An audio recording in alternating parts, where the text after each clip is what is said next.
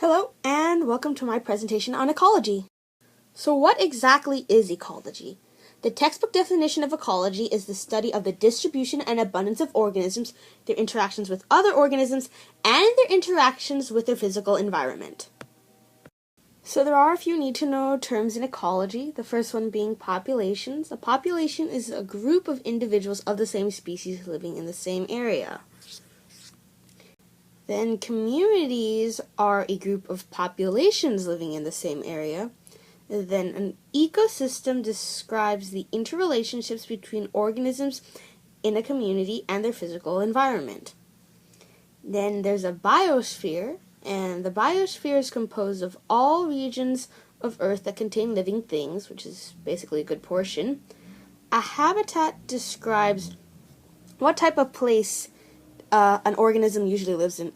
In the case of penguins, their habitat is normally cold and harsh, but there are a few species living below the equator. Now, each organism has a niche, and what a niche is, it describes all of the biotic, living, and abiotic, non-living, resources in the environment that the organism uses.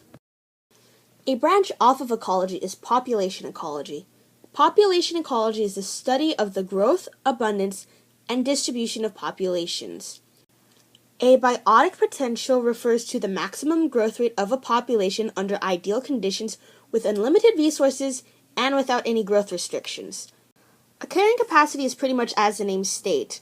Carrying capacity is the maximum amount of individuals that can be carried by a certain environment.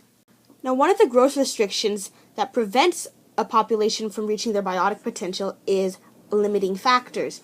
Limiting factors are then split into two categories: density-dependent and density-independent. A good example of a density-dependent factor is predation, and a density-independent factor would be something like a natural disaster.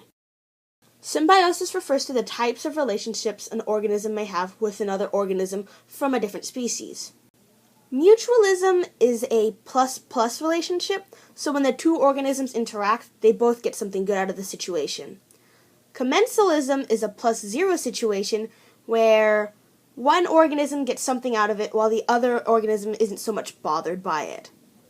Parasitism is the bad relationship, you can say. One organism gets something out of it while the other organism is harmed. And this brings my presentation to a close.